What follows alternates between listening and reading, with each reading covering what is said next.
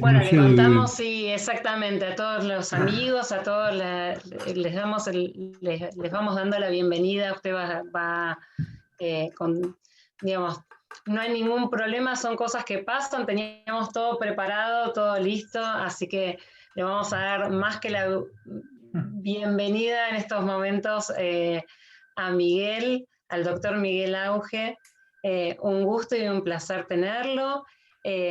La verdad que el compromiso que ha tenido para acercarse a poder compartir su presentación con todos ustedes ha sido muy grande y la verdad que para nosotros es un orgullo poder tenerlo. Así que vamos, son cosas que pasan, esto de Internet que se puede, como decía Felipe, que puede haber cualquier tipo de inconvenientes, así que no hay ningún tipo de problema.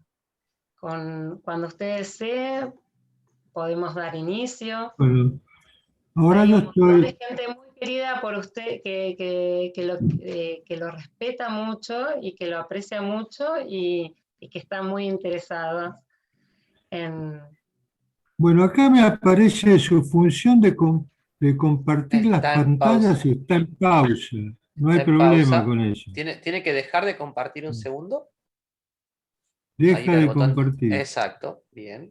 ¿Ya tiene abierto el PowerPoint? Sí, está Bueno, abierto atrás. ahora bien. Ahora sí. Lo Compartir pantalla. minimizo. ¿Qué hago? ¿Compartir pantalla? Exacto. Y ahora sí buscamos el PowerPoint entre todas las aplicaciones que le salen.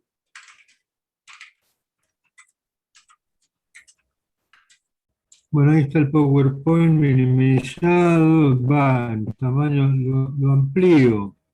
Perfecto. Perfecto, ¿Sí? ahora se ve. Bueno, bueno, yo quería, antes de comenzar con la exposición, agradecer a la Secretaría de Extensión, a Ana, a Marisa, a nuestro decano, el doctor Echeverri, Eduardo Cruz, Eduardo Perurena, y especialmente, digamos, a la Facultad de Ciencias Naturales y Museo, que fue donde me gradué de licenciado en Geología hace nada más y nada menos que 54 años, y donde ejercí la docencia también durante 18 años en nuestra facultad, ahora con el edificio nuevo, pero en la época que yo cursé y me gradué, la facultad y el museo funcionaban en el mismo museo, ¿no?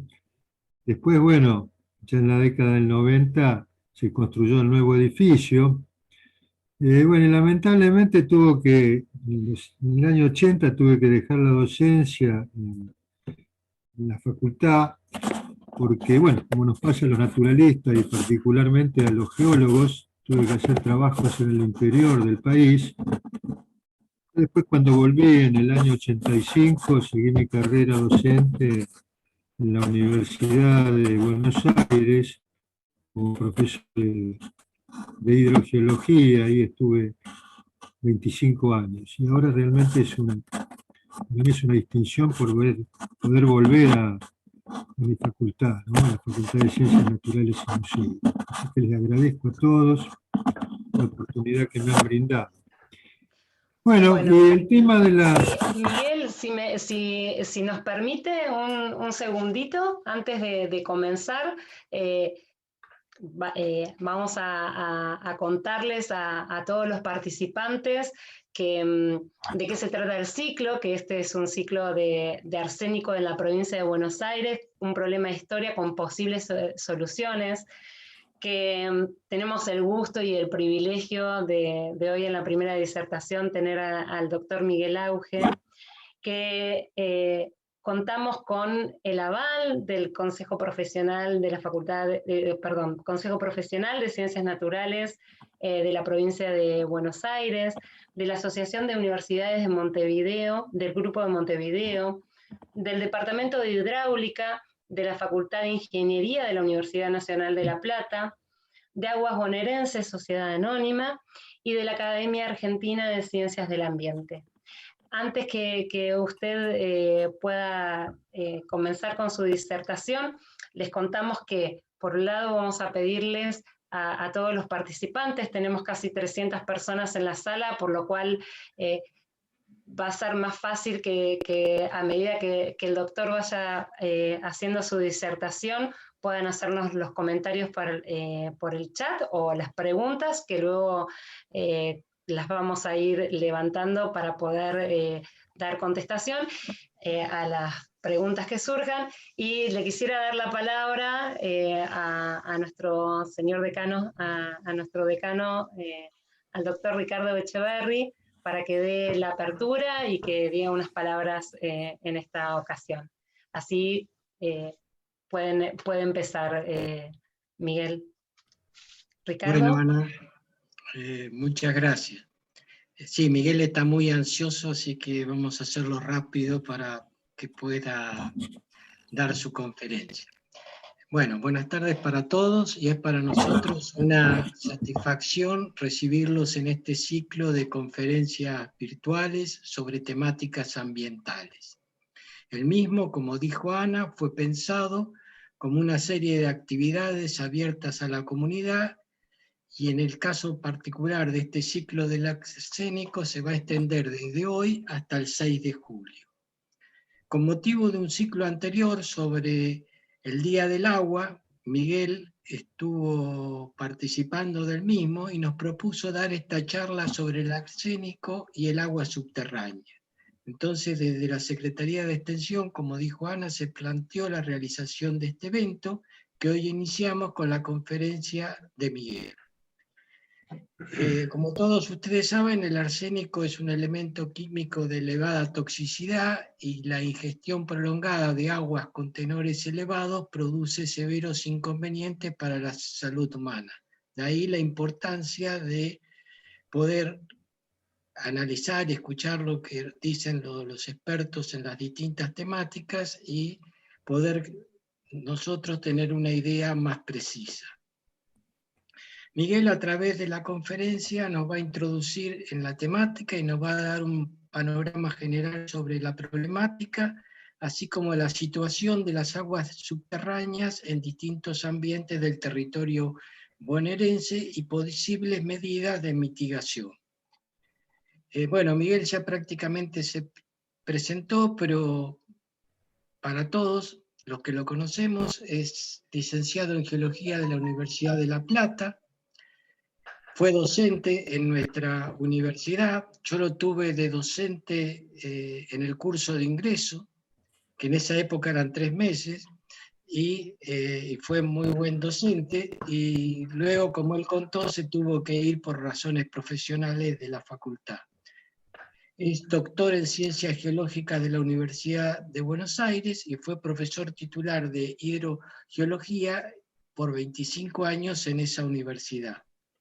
También promovió la fundación y fue el primer director del Instituto de Hidrología de Llanuras de Azul, que depende de la Universidad Nacional del Centro. Ha publicado más de 100 trabajos en revistas especializadas, en simposios y congresos. Es autor de numerosos informes profesionales inéditos, gran parte de ellos, y 17 libros completos sobre temas hidrogeológicos. Dirigió 5 tesis doctorales en la Universidad de Buenos Aires y una de maestría en la Universidad de Torino, en Italia. Tiene o ha recibido distintas distinciones y premios, como es el reconocimiento a la trayectoria, otorgado por el V Congreso Argentino de Hidrogeología en Paraná 2007, y como hidrogeólogo ilustre de América Latina, otorgado por la Asociación Latinoamericana de Hidrología Subterránea para el Desarrollo en México 2019. Y en la actualidad es miembro de la Academia Argentina de Ciencias del Ambiente. Realizada esta breve descripción y trayectoria de Miguel Auge y del tema que nos ocupa, los dejo con el expositor, a quien desde ya le agradecemos por su colaboración con nuestra facultad al dar este tema que, como él creo presumía, iba a ser de interés porque ha logrado una importante convocatoria. Así que, Miguel, cuando quieras, estás en uso de la palabra. Bueno, muchas gracias. Vuelvo a agradecer a nuestro decano, el doctor Ricardo Echeverri, a mis amigos el Pato Echeverri, que hace varios años y con mucho éxito que está conduciendo nuestra facultad, la Secretaría de Extensión, a la Facultad de Ciencias Naturales y Museo, y también a todos los asistentes que, bueno, que fueron un rato más, escuchando mi disertación. Bueno, lo que es el tema específico de la exposición de hoy, es el arsénico en el agua subterránea de la provincia de Buenos Aires. Bueno, prendí el teléfono, lo había prendido porque quería hablar cuando se cortó la comunicación con Marisa, de la Secretaría de Extensión. Fundamentalmente, la exposición tiene por objeto la presentación del mapa con los contenidos de arsénico en el agua subterránea de toda la provincia. Lateralmente se tocan otros temas como el origen del arsénico, sus características, cuál fue, digamos, el descubridor de la relación entre el JACRE, que es la enfermedad, el hidroarsenicismo crónico regional endémico, y el contenido de arsénico en el agua, en fin, el tratamiento en forma también tangencial, porque la parte de métodos para el tratamiento y plantas de tratamiento y procedimientos para el tratamiento del agua con contenidos importantes en arsénico, contenidos altos, va a ser justamente motivo de las 3 conferencias que van a seguir a mi exposición, ¿no? La del 22, 29 de junio y la del 6 de julio, que va a estar justamente enfocada por especialistas en esa temática, ¿no? La temática del mejoramiento en la calidad del agua con tenores altos en arsénico. Bueno, para la elaboración de la cartografía que les mencionaba, el mapa hidrogeológico con contenidos de arsénico en la provincia de Buenos Aires, se dispuso de los resultados de 640 análisis químicos con contenidos en arsénico total. Arsénico total, bueno, que ya vamos a ver más adelante, que es la forma en que se presenta, digamos, se toma en consideración el arsénico para la normativa, pero después vamos a ver que sería interesante poder discriminar entre lo que es el arsénico más 3 del arsénico más 5, ¿no? Son diferentes incluso el grado de agresividad que tienen para el organismo. 74 partidos de la provincia, 159 localidades, diferentes acuíferos, y fundamentalmente esa información la proveyó la consultora Geocon, SRL de acá de La Plata, que también le agradezco la información que me permitió elaborar esta y esta presentación, a su presidente, el licenciado Guillermo Espinosa Viale, también al licenciado Leonardo Sierra, que participó en la elaboración de la cartografía. Bueno, como decía Ricardo, son los elementos de elevada toxicidad, y la ingestión prolongada produce de agua o de alimentos con contenido elevado en arsénico, fundamentalmente el agua, ¿no? Y sobre todo, digamos, los contenidos más altos están en el agua subterránea, más que en el agua superficial. Produce una enfermedad que se conoce como hidroarsenicismo crónico regional endémico, el JACRE. Y digamos, se manifiesta esa enfermedad, primero con un engrosamiento en las palmas de las manos, en las plantas de los pies, de la piel, después con un aumento en la pigmentación, después con la aparición de cáncer de piel, y en algunos casos también se la asocia a la presencia de cáncer de pulmón, de riñón, de próstata y de hígado. Bueno, el descubrimiento. Estos realmente son datos que a uno por él lo asombran por el tiempo que se produjeron, ¿no? El primero que mencionó la intoxicación de arsénico por ingestión prolongada de agua, con contenidos elevados en arsénico, fue el doctor Mario Goyenechea en Rosario en 1913. 1913, prácticamente en la primera década del siglo pasado. ¿Por qué? Porque él trató a dos enfermos que venían de Belville. Belville es una localidad que está en la llanura cordobesa, al sudeste de Córdoba, ¿no? Y en esa localidad había muchos casos de gente que aparecía con problemas en la piel, manchas, cáncer de piel, pero no se sabía cuál era el origen. Entonces la habían denominado enfermedad de Belville. Posteriormente, 4 o 5 años después, el doctor Abel Ayerza, un médico clínico catalán, que fue profesor titular de clínica médica en la Universidad de Buenos Aires, fue el que le otorgó el nombre que tiene actualmente, o sea, Hacre. Bueno, el origen del arsénico. La mayor parte del arsénico contenido en el agua subterránea de la Argentina, de nuestro país y del mundo, tiene un origen natural, o sea, es una contaminación natural, no es antrópica. Prácticamente hay muy pocos casos conocidos donde la contaminación por arsénico tenga un origen por actividad humana, ¿no? Se lo utiliza el arsénico para la fabricación de municiones, para el estacionamiento de la madera y en algunos plaguicidas, ¿no? Pero la gran mayoría de los contenidos elevados de arsénico se deben a un proceso natural vinculado a la actividad volcánica y a la actividad hidrotermal. En nuestro país, una de las zonas más afectadas es la llanura chaco-pampeana, provincias como Córdoba, Santiago del Estero, Santa Fe, Buenos Aires, Río Negro.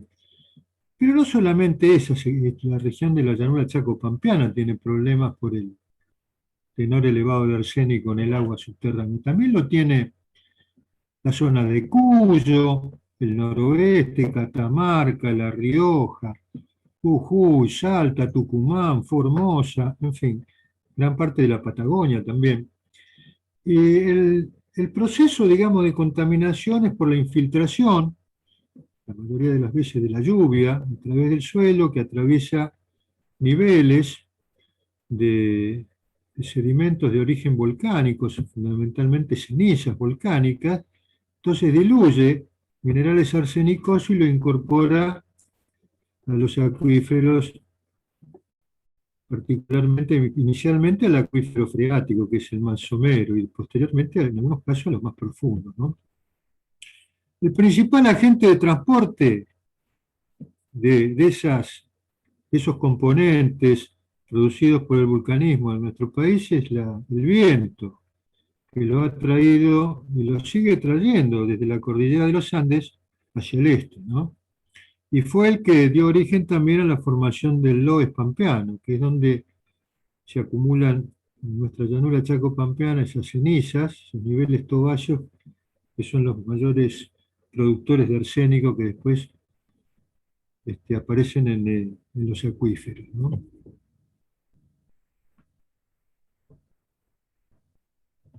Bueno, las normas sobre potabilidad. Potabilidad hace referencia a la calidad del agua para consumo humano, ¿no? En este caso, la potabilidad, como la mayoría de los alimentos, han ido evolucionando a través del tiempo hacia niveles cada vez más estrictos, hacia límites cada vez más estrictos, ¿no? Entonces, el arsénico no es una excepción. En nuestra provincia, el decreto 6553 del 74, aconsejable le asignaba para el arsénico un valor menor a 0,01 miligramos por litro, aceptable hasta 0,01 y tolerable hasta 0,10, o sea, 100 microgramos por litro, ¿no? Provisorio, ya decía que era provisorio. Pero en 1996, la ley 11820, que está vigente actualmente, le asigna solamente un límite tolerable de 0,05 miligramos por litro, o sea, 50 microgramos. En ese sentido, la OMS le fija un valor de referencia de 0,01 miligramos por litro al arsénico para el agua potable. Pero aclara que es provisional, por haber evidencias de peligro por la presencia de arsénico, pero la información, es decir, aunque la información disponible sobre efecto en la salud es limitada. O sea, no se conoce con precisión cuál es el límite aceptable para el arsénico a partir del cual se produce, digamos, se pueden producir efectos realmente no deseables para la salud, ¿no? Y esto, con respecto al arsénico, digamos, hay más dudas que certezas en lo que hace al conocimiento del arsénico, ya sea en el origen, en la movilidad, en la incidencia sobre la alimentación, en el agua, en los alimentos, en el ser humano, en fin. Es algo que todavía necesita de investigaciones mucho más continuadas en el tiempo, así logramos conocer más y tener más precisión sobre el mismo, ¿no? Sobre este bendito elemento. Bueno, el Código Alimentario Argentino, en la última versión, que es de enero de este año, le fija un límite total también como la OMS, ¿no? De 0,01 miligramos por litro. Pero hace una aclaración, que en aquellas regiones del país con suelos, contenidos elevados en minerales arsenicosos, que eso generalmente no se conoce, pero donde aparecen también contenidos elevados en el agua subterránea, o sea, mayores a ese 0,01, dice que puede extenderse ese límite de potabilidad hasta 0,05. Ello hasta contar con los resultados de un estudio que se está haciendo, que es hidroarsenicismo y saneamiento básico en la República Argentina, ¿no? O sea que se fija el límite, pero con cierta duda, ¿no es cierto? Bueno, la movilidad del arsénico depende de las condiciones redox y del pH del agua. En general se presenta en el agua en dos formas. No sé si está saliendo bien la exposición, ¿sí? ¿Me escuchan? ¿Sí? Bueno, Sí, Miguel, todo perfecto. bueno, muy bien, sigo entonces. En forma de arsénico 5 más 5 es una de la zona, digamos, los acuíferos que más someros, que tienen mayor grado de oxidación, como el freático, es una condición que también favorece la disolución de flúor, vanadio, boro, molibdeno, selenio y uranio. El medio más reductor, el arsénico, se presenta como arsénico más 3, que es la forma más tóxica, ¿no? Es mucho más tóxico el 3 que el 5, por eso sería conveniente que en los análisis químicos se diferenciara uno de otro. Lo que pasa es que el arsénico 3 es bastante más complicado de determinar con precisión. Entonces, en los análisis químicos, generalmente lo que se hace es oxidar el arsénico 3 a 5 y después sacar el arsénico total que hay en el agua, ¿no? Bueno, acá llegamos a la parte cartográfica, que es la que le decía que era el fundamento, por lo menos en lo que entiendo yo, de la presentación, ¿no? Este es un mapa que originalmente se elaboró a escala 1 a 1 millón. Y acá se diferencian, acá en la presentación está aproximadamente a escala 1 a 5 millones. Acá se diferencian tres zonas, fundamentalmente. Las zonas que están en verde, esta es la del noreste, esta de la parte que tiene esta forma de boomerang, y acá no se alcanza a ver en la zona costera porque es la zona de dunas costeras que arranca en San Clemente, en el extremo norte del Cabo de San Antonio, y termina en las cercanías de Bahía Blanca, al oeste de Montehermoso. No se alcanza a divisar porque la cadena de dunas tiene un ancho que normalmente no supera los 5 kilómetros, entonces ya la escala no se ve. En amarillo, o sea, las zonas verdes tienen menos de 0,05 miligramos, serían, digamos, las que están dentro de la norma de potabilidad, que tienen agua subterránea potable. Las que están en amarillo, esta que es la más importante, la que se nota acá en amarillo, esa es la que ocupa mayor extensión, el agua subterránea tiene tenores que están entre 0,05 y 0,1 miligramos por litro, está excedido de la norma. Y las que están en rojo, estos parches rojos, esos son los que tienen los valores más elevados, que están por encima de 0,1 miligramos por litro, o sea, por encima de los 100 microgramos, son valores elevados, ¿no? Ahora, si uno analiza la distribución areal, ¿no es cierto?, llega a la conclusión de que solamente el 13% de la provincia de Buenos Aires tiene agua subterránea con menos de 0,05 miligramos, o sea, agua potable, desde el punto de vista del consumo humano. Y el 87% restante, son 267.000 kilómetros cuadrados, tienen agua con tenores que están por encima de la norma de potabilidad.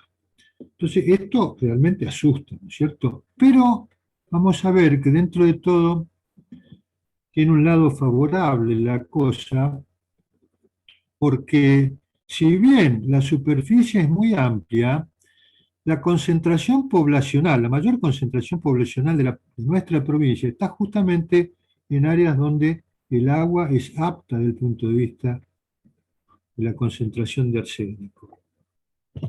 Bueno, vamos a pasar a ver ahora cada una de las regiones. Entonces, tenemos la zona noreste,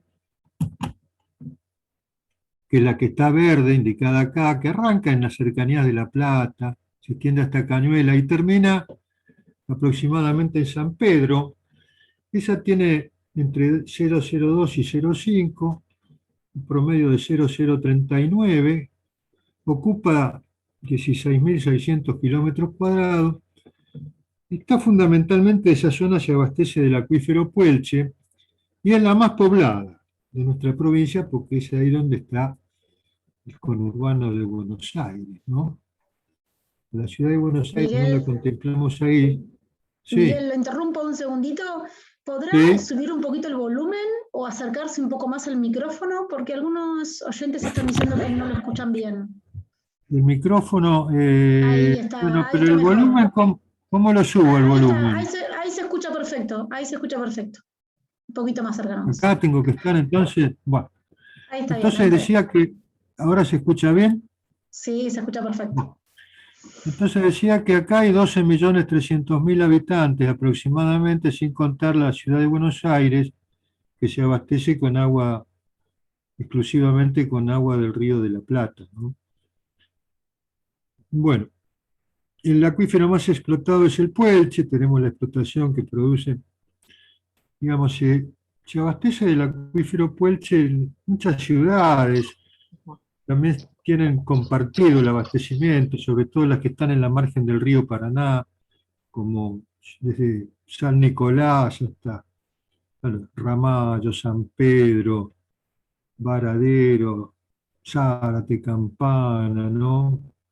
Quilmes, La Plata incluso, ¿no? Que La Plata, por ejemplo, tiene un 60% del abastecimiento de agua es del río, es agua potabilizada del Río de la Plata, pero el 40% del agua que consume la ciudad de La Plata y el Gran La Plata, incluyendo Berisso y Ensenada y toda la zona aledaña, Citibel, Villa Elisa, Los Hornos, etcétera, es de origen subterráneo, ¿no?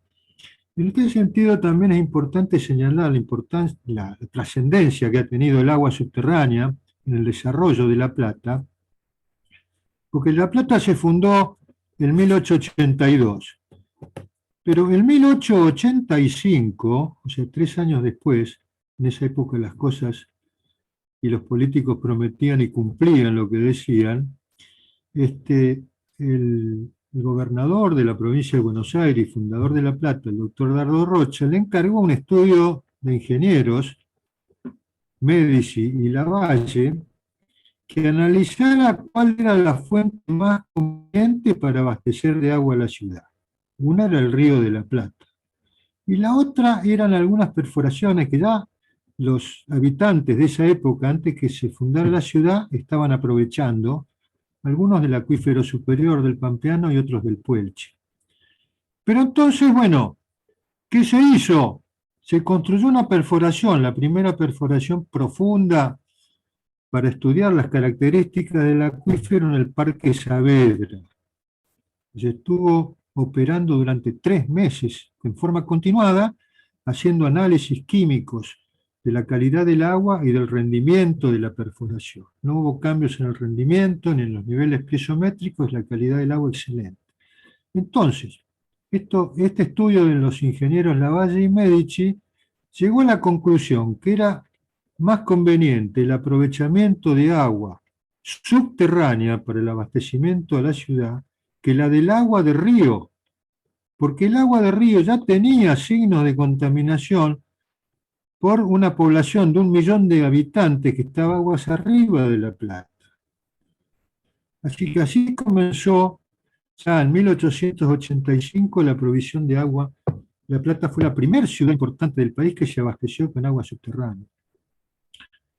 Bueno, después tenemos la zona que está acá indicada, que tiene esta forma de boomerang, que arranca acá en General Pueyrredón, se extiende hasta Bolívar, y después baja hasta Torkins. Esa tiene 21.700 kilómetros cuadrados, 1,5 millones de habitantes, en promedio de contenido de arsénico, a ver de acá, de 0,043, no sé si lo ven al mouse ahí, si se alcanza a ver, ¿no? ¿Se ve? El indicador del mouse, la flecha, ¿se ve? Sí se ve. Bueno, se abastece esa zona fundamentalmente el acuífero pampeano, que es el que está contenido en el Loess pampeano. Y después tenemos la que le mencionaba del cordón de dunas costeras, que arranca en San Clemente, en la punta norte del Cabo San Antonio, y termina al oeste de Montehermoso. Ahí tenemos una superficie de 1.700 kilómetros cuadrados, 400.000 habitantes, pero que estables, ¿no? Pero que durante la época de vacaciones, durante el verano, se puede llegar a triplicar y a veces más, ¿no es cierto? Pasa el 1.200.000 y el 1,5 millones de habitantes, lo que genera un problema bastante serio porque hay un aumento muy importante en la explotación. Toda esa zona se abastece exclusivamente con agua subterránea, ¿no?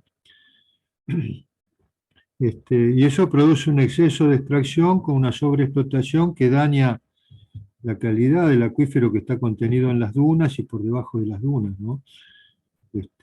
Por salinización debido justamente a la sobreexplotación.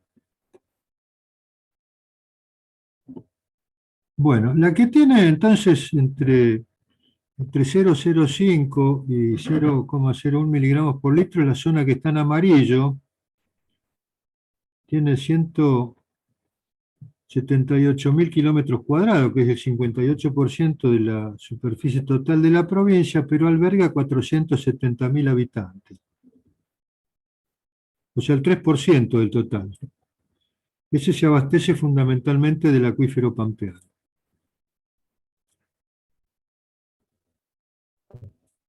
Promedio de contenido en arsénico de la que está en amarillo es 0,075 miligramos por litro. Y por último tenemos las más conflictivas, que son las que están en rojo, que aparecen como parches. Acá en la bahía de San Borombón, ahí tenemos 44.000 kilómetros cuadrados. Acá en el sur de la provincia, en Tres Arroyos, 7.600. La que está este bastón que está al sur de Bahía Blanca, algo al norte, hasta Adolfo Alsina, y al sur, Carmen de Patagones y Villarino. En conjunto, bueno, en conjunto son 89.000 kilómetros cuadrados, con esta que es una de las más extensas también, que es la del noroeste, que tiene 44.000 kilómetros cuadrados, ¿no? Pero bueno, la extensión es muy grande, pero toda esa extensión está ocupada nada más que por 880.000 habitantes, que es el 6% total del total de habitantes de la provincia. Bahía Blanca no está contemplada ahí, porque Bahía Blanca también se abastece de agua superficial del embalse de Paso de las Piedras, ¿no? Bahía Blanca originalmente también se abastecía con agua subterránea de un acuífero profundo, surgente, un acuífero con elevada temperatura también, aguas termales, pero bueno, que se lo dejó de emplear lamentablemente, y hay muchas perforaciones que están surgentes, volcando inútilmente el agua en superficie, que han sido abandonadas. Es agua de muy buena calidad, de acuíferos de perforaciones profundas, entre 500 y 1000 metros de profundidad, y que en invierno, bueno, en verano tenían el problema que tenían temperaturas que pasaban los 50 grados, ¿no? Hasta 70 grados. Entonces era complicado porque había que enfriarlas, pero en invierno servían para calefaccionar también. Bueno, vamos a las conclusiones sobre el tema. Entonces, la mayor parte del agua incorporada del arsénico incorporada a los acuíferos en la provincia de Buenos Aires y en el resto del país tiene origen natural. Está vinculado a la actividad volcánica, ¿eh? Fundamentalmente la cordillera de los Andes en los últimos 5 millones de años, pero que se mantiene en la actualidad, porque hace 30 años, cuando entró en erupción el volcán Hudson, generó un daño terrible en la Patagonia, en muchas regiones vecinas, y hace 10 años nada más, el volcán Puyehue generó otra erupción fenomenal que llegó con las cenizas a 12.000 metros de altura. Esas cenizas prácticamente dieron la vuelta al mundo, llegaron hasta Australia, cubrieron gran parte de la meseta patagónica y zonas vecinas. Incluso se impidieron vuelos, se suspendieron vuelos en Europa. Hasta en Islandia hubo que suspender vuelos porque se perdía, digamos, la visibilidad. Aparte, la sílice de las cenizas dañaba las turbinas de los aviones. Hubo una gran mortandad de fauna y flora, ¿no? De fauna autóctona y alóctona también, ¿no?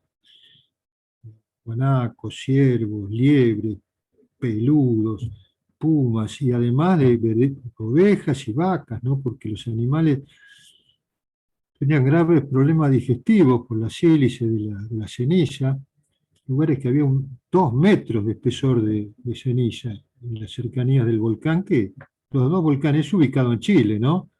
Pero casi en el límite con la Argentina y con el viento del oeste transportados hacia el este, ¿no? Y aparte le producía un deterioro muy grave, muy importante y rápido en la dentición a los animales, ¿no? Ese pulol, porque prácticamente la ceniza esa volcánica es pulol, ¿no? Bueno, el loess pampeano se intercala en las cenizas volcánicas, tobas, para los geólogos, ¿no? Y con un vidrio que se llama obsidiana, un vidrio volcánico que aparentemente es el mayor generador de arsénico, que en definitiva termina contaminando al agua subterránea. Bueno, el tema de las normativas, ¿no? Las normas son muy variadas a nivel de país, a nivel de provincias también. Y no solamente, digamos, bueno, esto ya lo vimos, que había, digamos, una superficie de un 87% de la provincia que tenía agua subterránea que era inapta de acuerdo a la normativa de la provincia de Buenos Aires, pero que afortunadamente, cuando se analiza la población asentada en cada una de las zonas, nos queda que el 91% de la población de la provincia justamente y afortunadamente se ubica en áreas donde el agua subterránea es apta desde el punto de vista del arsénico, ¿no? No, decía, bueno, el contenido en arsénico, hay una gran variación en las normativas, incluso no solamente a nivel de país, en diferentes provincias, sino en provincias limítrofes. Entonces, nosotros tenemos 005. La Pampa está en un sector gris todavía, ¿no es cierto? Porque tenía una normativa que era de la época del 70 que establecía como límite 0,15 hasta 0,15, ya inaceptable, hasta 0,18 miligramos por litro, ¿no? Son valores realmente muy elevados, pero esos valores se dejaron sin efecto en la década del 90, cuando se aprobó el Código de Agua de la provincia de La Pampa. Pero bueno, en el Código de Agua establecía que la autoridad de aplicación tenía que fijar la normativa, no solamente para el arsénico, ¿no? Para los diferentes componentes, los otros componentes del agua, los sulfatos, los cloruros, la salinidad total, etcétera. Pero bueno, eso no se hizo, todavía no se ha hecho. Entonces La Pampa está en un intríngulis del que no ha podido salir 30 años, ¿no? Porque unos toman 0,05, que es el que fija el código alimentario, otros toman 0,15, 0,18, ¿no? Pero eso, sin embargo, en ninguno de los casos, bueno, La Pampa, Santa Fe tiene 0,1, Córdoba y Río Negro tienen 0,05 como nosotros, de los limítrofes. Y Entre Ríos, que es una provincia que tiene muy bajo contenido salino en el agua subterránea, porque tiene una recarga muy importante, y además tiene muy bajo contenido en arsénico, tiene 0,01 también, ¿no? Acá no se ve, no sé, no lo veo por el cuadro yo. Pero dice, sin embargo, en ninguno de los casos existen estudios toxicológicos basados en una cantidad representativa de habitantes y a lo largo de un lapso que también resulte representativo para establecer con mayor certeza el límite de potabilidad respecto al arsénico. Estamos todavía en deuda con ese tema, ¿no? La parte de toxicología. Bueno, en lo que hace a las plantas de tratamiento, procesos de tratamiento, ¿no? Hay una gran variedad de procesos y de plantas de tratamiento para disminuir el contenido arsénico en el agua, pero cualquiera que sea el método que se emplee para disminuir el contenido en arsénico, termina en un efluente con un elevado contenido en arsénico. O sea, se le quita al agua para mejorarla por un lado, pero el efluente que sale del tratamiento tiene un contenido elevado, por lo tanto hay que disponerlo. Primero hay que tratarla y después disponerlo en un lugar seguro para que no haya contaminación. Este requisito constituye el inconveniente principal con que se enfrentan las plantas reductoras de arsénico. Otro de los inconvenientes que tienen fundamentalmente las plantas que hacen el tratamiento por ósmosis inversa, que es uno de los más comunes actualmente, los más empleados, es que el agua que sale, el efluente tiene alto contenido en arsénico y salinidad total, ¿cierto?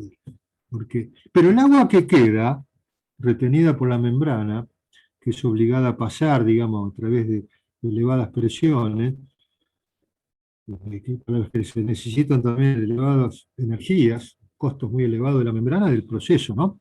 El agua que queda, que sería, digamos, para consumo humano, tiene un pH muy ácido y tiene muy baja salinidad.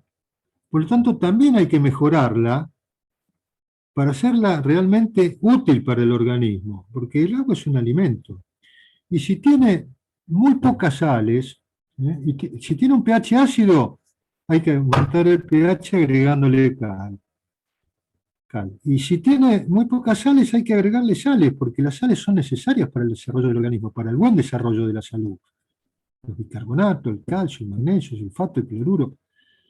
La lluvia, por ejemplo, que tiene muy baja salinidad, no es recomendable para un consumo permanente de agua. No es apta, así como tampoco es apta la que tiene una elevada salinidad o un elevado tenor en arsénico o en otros componentes, ¿no? Bueno, en lo que hace a las recomendaciones, entonces, ahora, realizar estudios, una cantidad representativa de habitantes, eligiendo un lapso de tiempo que también resulte representativo, entre 40 o 50 años por lo menos, ¿no? En sitios con tenores altos, medios y bajos de arsénico. El objeto es establecer con fundamento una norma de potabilidad que asegure la salud de la población y no copiar fielmente, como sucede actualmente, las normas que tienen otros países, que tienen otras realidades y otras posibilidades técnicas y económicas, ¿no? Estados Unidos, Canadá, la Comunidad Europea o las propuestas por otras instituciones. Bueno, en relación a este tema del contenido, ¿no es cierto?, y los límites de potabilidad, también quería mencionar un comentario que me hizo en su momento el licenciado Miguel Malán, un hidrogeólogo con el que tuve oportunidad de trabajar mucho tiempo en la década del 70 con el profesor Sala, un organismo llamado DIMAS, trabajamos mucho en el campo, era un excelente hidrogeólogo, digo era pobre porque ya está fallecido. Y él me comentaba que es de él y su familia, de una localidad que se llama Jacinto Araos, vuelvo para atrás porque a ver si lo puedo marcar acá. Jacinto Araos está acá muy cerca del límite, está a 5 kilómetros del límite con la provincia de Buenos Aires. Es un pueblito de la provincia de La Pampa que es muy conocido porque ahí es donde hizo su práctica como médico rural el doctor Favaloro, ¿no? Entonces, Miguel Malán me comentaba que ahí en Jacinto Arauz vivió prácticamente toda su dinastía, los bisabuelos, los abuelos, los padres de él y él. Y cuando se recibió de geólogo, bueno, una de las cosas que hizo fue muestrear el agua del pozo, ¿no es cierto?, del Jagüel, el pozo cavado donde la familia se abastecía de agua. Y bueno, y se encontró con que el agua tenía casi 0,2 miligramos por litro de arsénico, ¿no? Y lo que me comentaba él es que ninguna persona de la familia había tenido ningún tipo de manifestación de cáncer, ¿no es cierto?, ni de piel ni de otro tipo por la ingestión de ese agua. Bueno, es un dato que también hay que tener en cuenta, ¿no? Por eso digo que hay muy pocos estudios de una duración suficiente como para establecer realmente cuál es el límite de potabilidad y la duración, ¿no? Bueno, y otras cosas que quería. Bueno, en las planes, bueno, ya prácticamente estoy por finalizada la disertación y lo que quería mencionar también es que en estas planillas, al finalizar el texto, hay varias planillas donde están todos los resultados, el partido donde se tomó la muestra, el sitio, o sea, la localidad, el paraje, la ciudad, el contenido máximo de arsénico, porque en algunos casos se muestreó varias veces, el número del punto muestreado que está en el mapa y después las coordenadas geográficas, ¿cierto? Bueno, y para finalizar, lo que quería hacer alusión era al mapa y a la escala que empecé en su momento a tratar de sintetizarlo y no terminé, pero le digo, la escala es fundamental, ¿no? Y últimamente la escala de elaboración cartográfica se han dejado un poco de lado por esta técnica moderna que hay de estos software, ¿no es cierto?, como para producir la cartografía en forma automática, en forma digitalizada, como es el ArcView, por ejemplo. Entonces pierde un poco de noción. Pero la escala es fundamental. Hablar de una escala 1 a 1 millón, como es la que se utilizó para esta cartografía que puse hoy, es una cartografía de tipo regional. Ahí tenemos un dato promedio con un punto de muestreo cada 2.000 kilómetros cuadrados, ¿cierto? O sea, 50 por 40. Y no podemos buscar con esa escala un detalle, y alguno va a decir, bueno, pero acá parece amarillo y resulta que es verde. Sí, puede ser, porque la cantidad, la densidad de puntos de muestreo y la densidad de información es para esa escala, para tener, digamos, una visión regional de la cosa. La provincia de Buenos Aires tiene 307.000 kilómetros cuadrados. Entonces, bueno, por lo menos partir de esa base es fundamental para después poder realizar estudios de detalle en aquellos sitios que se consideren convenientes. Bueno, les agradezco a todos la participación, muchas gracias y dejo abierto ahora el debate para que hagan las preguntas que les parezcan convenientes, las apreciaciones que les parezcan convenientes, los comentarios, en fin, la experiencia que hayan tenido sobre el tema y todo aquello que pueda aportar a este tema tan apasionante. Muchas gracias. Gracias, Miguel. La verdad que muy interesante. Hay muchas preguntas, así que prepárese. Mientras hacen una pregunta más, el que quiera participar en el chat, le voy comentando que hay gente de muchos lugares de la provincia de Buenos Aires, de provincias del interior, hay gente también de Uruguay, de México. En Argentina contamos con gente de Gualeguaychú, de Río Gallegos, de Bariloche, de Neuquén, de Entre Ríos, de La Rioja. De Buenos Aires, de un montón de lugares, de Bahía Blanca, Mar del Plata, Tres Arroyos, Tandil, y todo el conurbano también, un montón de lugares, así que mucha gente, entre las 300 personas que hay, y muchos comentarios como agradecimientos y saludos de gente que lo conoce. Después le vamos a compartir el chat para que vea todos los saludos que ha recibido. Bueno, muchas gracias. Le voy haciendo algunas preguntas. Carolina, que es de INEDES, de la Universidad Nacional de Luján, pregunta, ¿cómo cree que impacta el arsénico en aguas subterráneas sobre las aguas superficiales de ríos y arroyos pampeanos? ¿Existen registros de la variación de la concentración de arsénico en agua superficial? Es otra pregunta. Bueno, no, yo no tengo conocimiento. Lo que, comentaba es que en el agua subterránea, por las características en las que cómo se produce la contaminación, ¿no es cierto? Que es a través de la infiltración de la lluvia, la disolución de los minerales arsenicosos contenidos en el LOES, y además por la dinámica que tiene el agua subterránea, ¿no es cierto? Es mucho más, o sea, el agua subterránea se mueve a velocidades muchísimo menores que la del agua superficial. Eso facilita, digamos, que haya un cambio mucho más rápido en las concentraciones de cualquier tipo de sal, incluso del arsénico. Los cambios son mucho más rápidos en el agua superficial que en la subterránea, ¿no? Por ejemplo, en la zona nuestra, en la llanura pampeana, la velocidad de circulación del agua en el acuífero Puelche es de 20 centímetros por día. O sea que se mueve a razón de unos 70 metros por año el agua subterránea. La circulación es muy lenta, o sea que los cambios que se producen en su contenido salino, en su característica, también son muy lentos. La contaminación se produce en forma muy lenta, pero también es mucho más lento el proceso de mejorar la condición del agua subterránea. Por eso hay que prevenir, ¿no es cierto?, siempre el tema de contaminación, fundamentalmente en el agua subterránea, antes de curar, como dicen los médicos, ¿no? Es mucho más importante prevenir que curar. Y en el agua superficial, por ejemplo, el río Paraná tiene una velocidad de circulación de 3 centímetros por segundo. El agua subterránea tiene 20 centímetros por día, ¿no? Entonces yo no tengo datos de presencia, digamos, y concentración de arsénico en agua subterránea, puede ser, en agua superficial, perdón, puede ser que los haya, yo no los conozco. Perfecto. Miguel, Melissa comenta, no es una pregunta creo, que en Chubut para el consumo humano el límite para el arsénico es de 0.005 miligramos por litro, a diferencia de lo que ha planteado para Buenos Aires, ¿no? No, en Chubut es de 0, no puede ser. Tiene que ser de 0,05. No conozco, yo digo Río Negro 0,05. 0,005 es la mitad de lo que establece la OMS, que es 0,01.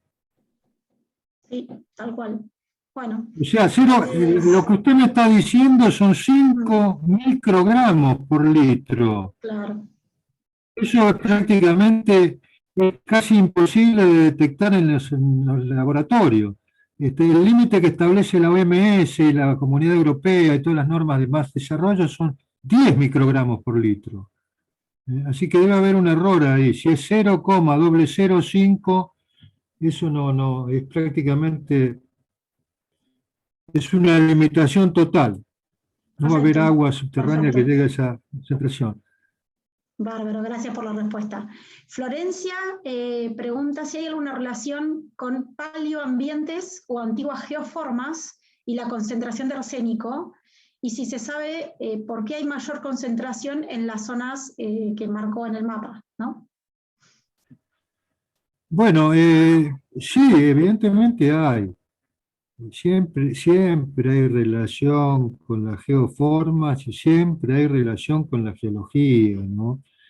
Con el clima, la geología, la biota, pero generalmente, digamos, el proceso que tiene mayor incidencia es justamente la presencia de esos materiales tobáceos contenidos en el loess pampeano.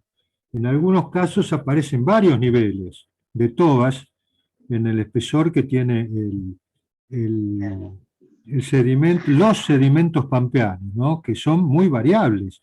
Nosotros en la zona, digamos, en el noreste, en la zona de La Plata, Buenos Aires, la que está vecina al río de la Plata, tenemos espesores del orden de los 20 a 30 metros. Ahora, si nos vamos para el noroeste, por ejemplo, en Junín hay 120 metros de espesor de pampeano, de loess pampeano. Y en ese espesor, en algunos casos, aparecen varias intercalaciones, varios niveles tobáceos, que son muy difíciles de detectar, porque para llegar a recorrer todo el espesor, reconocer todo el espesor del pampeano en Junín, por ejemplo, o qué sé yo, cuenca del río Salado, hay que hacerlo mediante perforaciones. Y las perforaciones que se realizan normalmente se emplea una metodología que es la de circulación con agua, con inyección, que normalmente cuando se atraviesa un nivel de 10, 20 o 30 centímetros de material tobacco se le pierde, no se lo puede detectar en el registro de la perforación, se lo pierde, no se lo ubica. Hay que hacer perforaciones con testeos y muestreos muy detallados, que son muy costosas, perforaciones exploratorias que son muy costosas en agua subterránea y que realmente no se practican salvo para una finalidad científica, ¿no? Pero no para la mayoría de los casos que son con una finalidad de captación de agua para riego, para consumo humano o para la industria, ¿no? Perfecto, perfecto. Le hago otra pregunta, doctor. Tiene muchas, así que supongo que los lugares, Matías pregunta, supongo que los lugares más cercanos a las zonas de subducción van a ser las zonas donde hay mayores concentraciones de arsénico. Mire, las zonas que sí, digamos, son las zonas donde hay mayores concentraciones de arsénico son las que tienen mayor actividad volcánica. Ahora, las zonas de subducción, claro, el cinturón de fuego, por ejemplo, que tenemos prácticamente en todo el anillo del Pacífico, es una de las zonas más afectadas, ¿no? Sitios, bueno, China, Nueva Zelanda, Australia, en las zonas, digamos, de mayor actividad volcánica e hidrotermal, son las que tienen mayor contenido en arsénico, tanto en los materiales vinculados a la actividad volcánica como debidos al hidrotermalismo, ¿no? Pero bueno, nosotros en la provincia de Buenos Aires no estamos en una zona de subducción. La zona de subducción lo tenemos al pie de la cordillera, en el oeste, ¿no? Al pie de la cordillera del lado chileno, de la placa que, no me acuerdo en este momento, ¿cómo se llama esa? Pero bueno, la que afecta y la que produce, digamos, los sismos en toda la zona de cordillera y particularmente en la zona chilena. Pero bueno, el transporte se realiza a través del viento y la acumulación de las cenizas en la llanura, ¿no? Que está, en algunos casos, hasta 500, 600, 1000 kilómetros de distancia. Perfecto. Otra pregunta que es de Gonzalo, si hay evidencia de concentraciones elevadas del arsénico en el Puelche, y en dicho caso si se da por infiltración desde el Pampeano o desde el propio Puelche superior.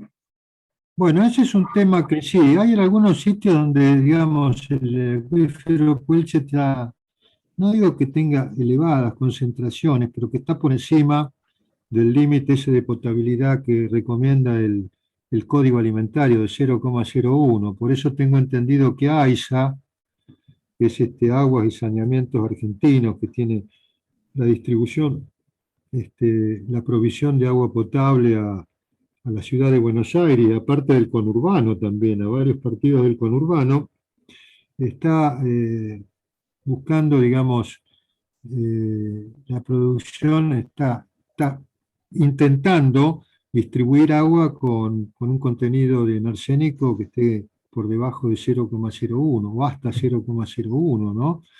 Pero en el Puelche no, en el Puelche en general el contenido de arsénico es bastante menor, yo diría mucho menor que en el pampeano, y la presencia en el Puelche en general, entiendo yo, pese a que no hay evidencia certera, todavía se produce por el pasaje del agua, o sea, el pasaje de agua del pampeano hacia el Puelche, debido fundamentalmente a la explotación intensiva, a la sobreexplotación del acuífero Puelche, ¿no?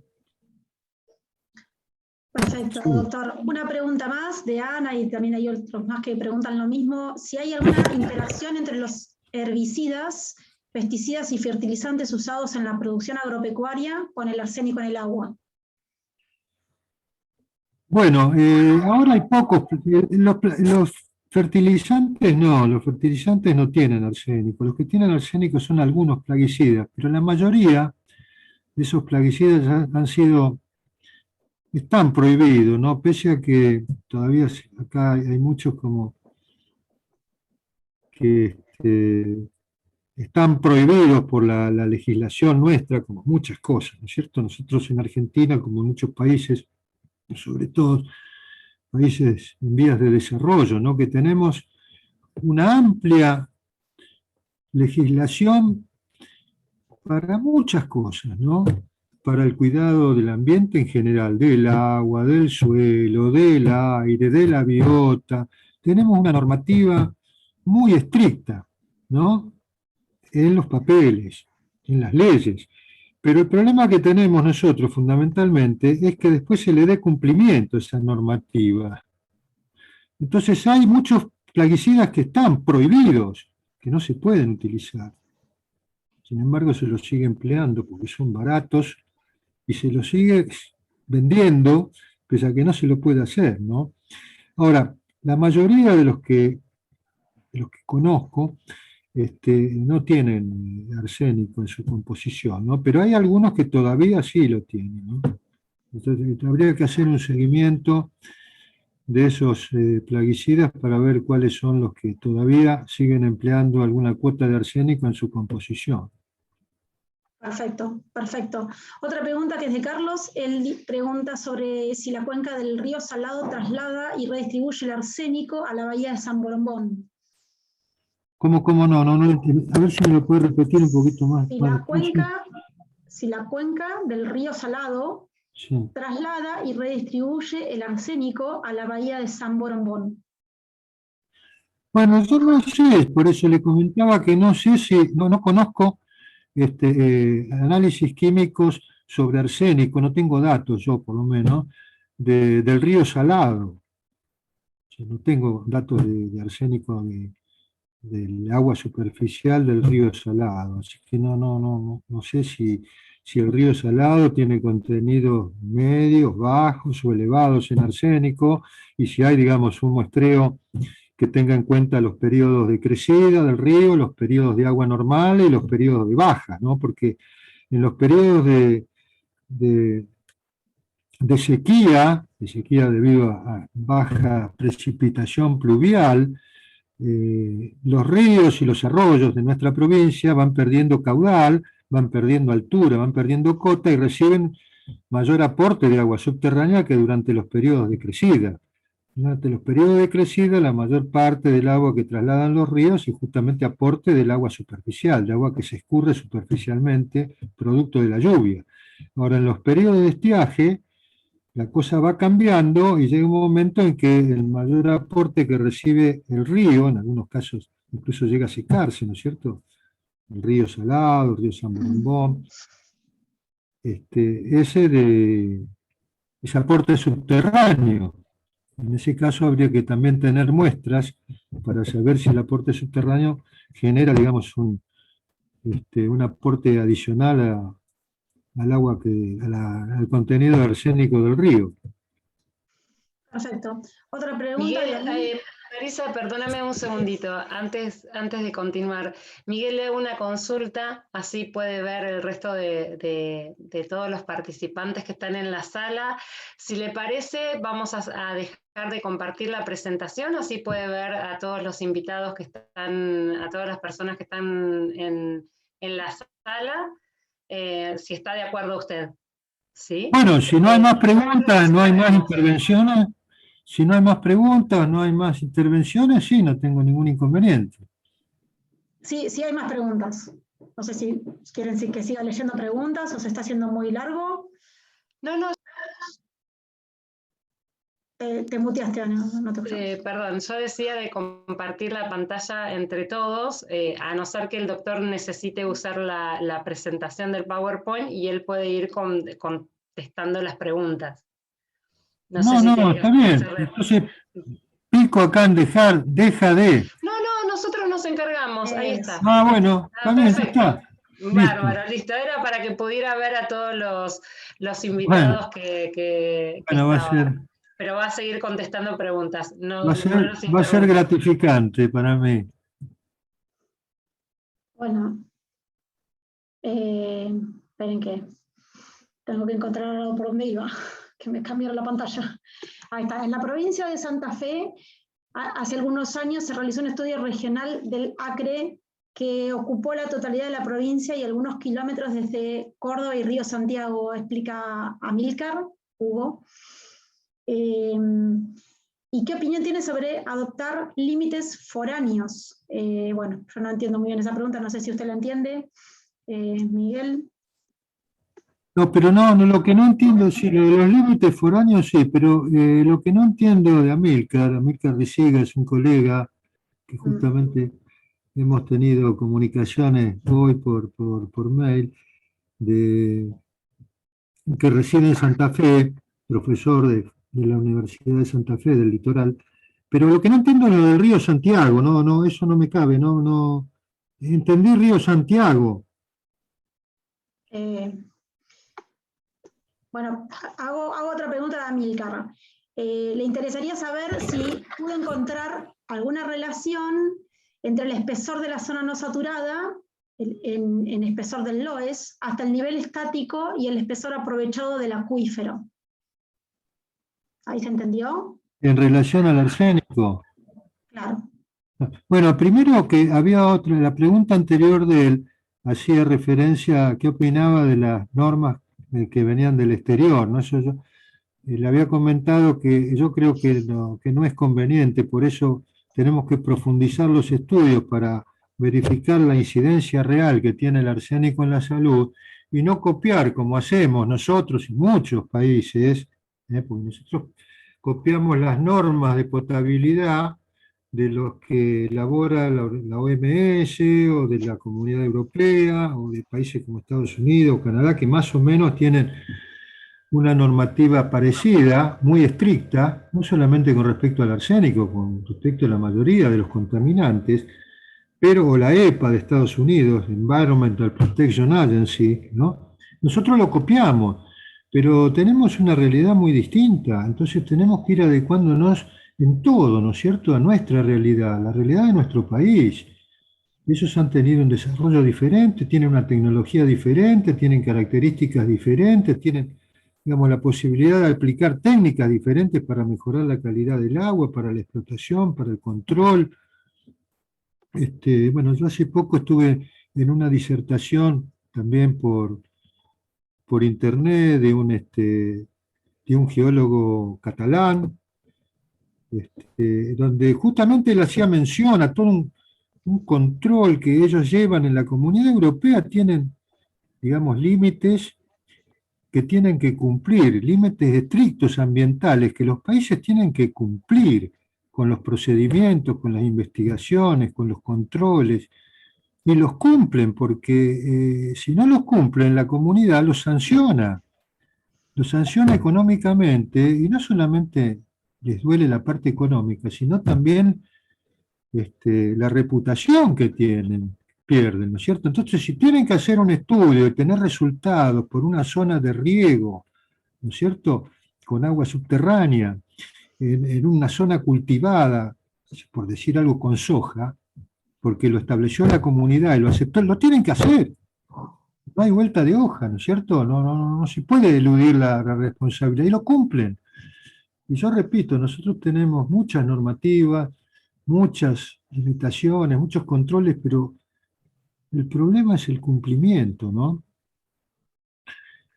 Lamentablemente es así. Nosotros tenemos en nuestro país, bueno, hay muchas empresas extranjeras, grandes empresas extranjeras que vienen a hacer a nuestros países, a practicar, ¿no es cierto?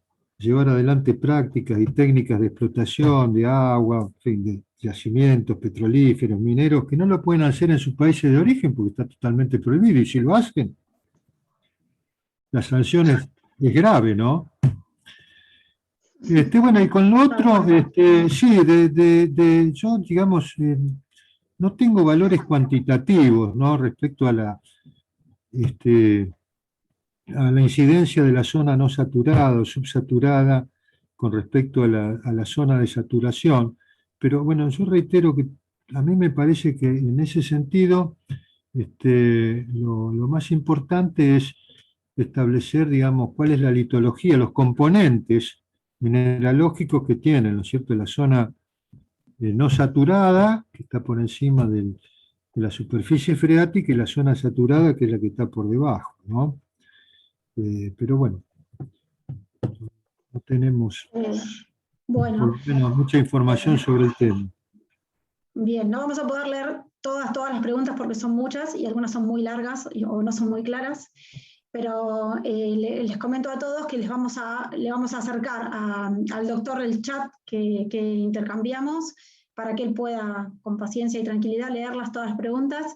Y también van a estar los mails de ustedes, así que también puede también tenerlos como para intercambiar o charlar con alguno más personalizado, ¿no? Bueno, y escúchenme, el PowerPoint va a quedar disponible para que lo puedan bajar los que estén Sí, interesados. sí, va a quedar disponible en el canal de YouTube de la Facultad de Ciencias Naturales y Museo de la Universidad Nacional de La Plata. Lo pueden buscar directamente como Facultad de Ciencias, con la sigla de la facultad, ahí van a encontrar en YouTube el canal, y va a estar cargado ahí probablemente la semana que viene. Bueno, Y también eso es muy tenemos importante. copiado el chat con todos los mails que todos los participantes dejaron, sus mails para recibir información para otras actividades. Y después también se lo vamos a pasar al doctor Auge para que él pueda ver todos los comentarios. Para no extender más tiempo esto, le voy a dar la palabra a la secretaria de Extensión, Ana Lamarque, para que vaya cerrando el ciclo. Y muchas gracias, doctor, y muchas gracias a todos los que participaron, hicieron sus comentarios y sus preguntas. Bueno, gracias Marisa, mil gracias doctor. La verdad que ha sido súper clara, súper interesante. La verdad que hemos saturado el límite de la capacidad que tenía esta plataforma, llegando a las 300 personas, así que seguramente ha quedado gente sin poder ver la disertación, pero va a estar, como dijo Marisa, en el canal de YouTube. Yo le quiero pasar la palabra al licenciado Eduardo Perurena, el presidente del Consejo Profesional, y también invitarlo al doctor Echeverry si quiere también decir unas palabras, pero antes quisiera agradecerles a todos y a todos y a todas de cada uno de los que han estado en la sala por el respeto, por el acompañamiento, por el entusiasmo que han tenido en toda esta charla.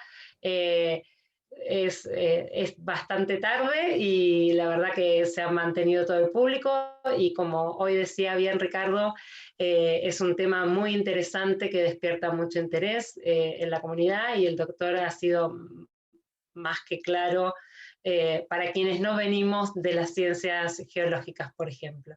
Así que Eduardo, le cedo la palabra, si quiere decir unas palabras. Bueno, no sé si me escuchan. ¿Me escuchan? Sí, sí. Ah, bueno. Bueno, Miguel, creo que batiste todos los récords de audiencia. Eso se debe al gran afecto que te tiene la gente, los colegas y los amigos.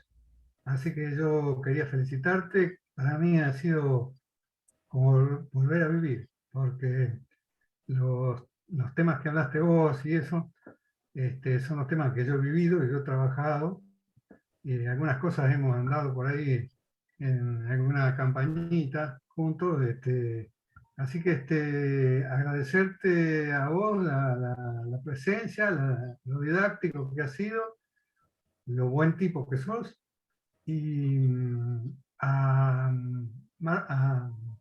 Ricardo le quiero agradecer también esta invitación que me han hecho para decir alguna terminación o algo para la terminación, y a Ana Lamarche con todo su equipo también que han trabajado mucho, pero ha servido como incluso para hacer un paneo de toda la gente que hay, y bueno, me he encontrado con cantidad de colegas, amigos, y es infernal. Así que creo que te podés ir tranquilo a tu casa de que sos un tipo muy, muy querido en el ambiente. Un abrazo grande. Bueno, muy bien, muchas gracias, Eduardo, a todos los que han asistido. Realmente les agradezco muchísimo. No creí que iba a haber tanta convocatoria, pero eso, bueno, se debe fundamentalmente a la difusión que le dio la Secretaría de Extensión. Y bueno, las preguntas que quedan pendientes, como dijo Marilla y Ana, si están en el chat y con los correos electrónicos de los que las hacen, se las voy a contestar mañana, a partir de mañana, porque hoy la verdad que a mí también me resultó bastante estresante esto, sobre todo porque como no estoy ejerciendo la docencia, no tenía experiencia con este bendito Zoom, ¿no? Ahora más o menos tengo. Bueno, ahora me han invitado de la Asociación Internacional de Hidrogeólogos, el grupo argentino, a hacer otra presentación sobre la relación agua superficial, agua subterránea en los humedales y el impacto de los polders, ¿no? Que hay muchos polders en la cuenca del río Luján, fundamentalmente en las vecindades de Buenos Aires, el partido de Tigre, ahí donde está el Nordelta, y después también en la cuenca media del río Luján, algo así. Entonces, bueno, el mes que viene ya voy a tener un poco más de contacto, más de conocimiento con el Zoom, ¿no? Para poder manejarme mejor. Pero bueno, les agradezco nuevamente a todos. Y bueno, espero que el tema del arsénico se siga tratando y se siga investigando para que se nos vaya aclarando, ¿no es cierto?, de a poco todas las dudas que tenemos. Muchas gracias. No, Miguel, nosotros te agradecemos porque, como dijeron varios, tu exposición fue muy clara, muy precisa e interesante.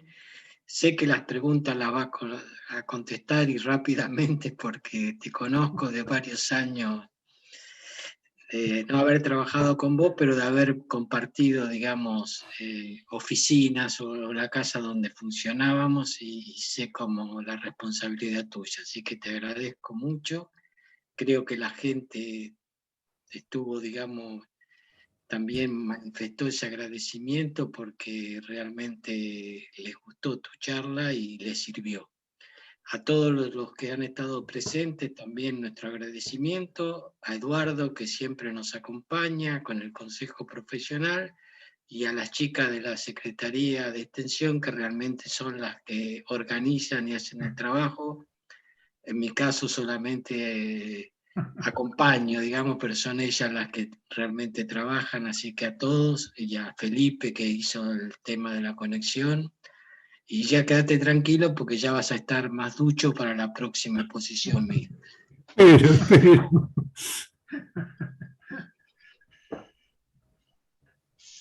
Así que bueno, buenas noches y que todos, digamos, sigan bien dentro de lo posible. Así que un saludo y un abrazo para usted.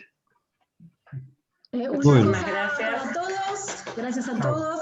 No se olviden que el martes que viene es la siguiente conferencia sobre el arsénico. Los esperamos a todos y muchas gracias. Muchas gracias. Chao, chao. Chao. Muchas gracias.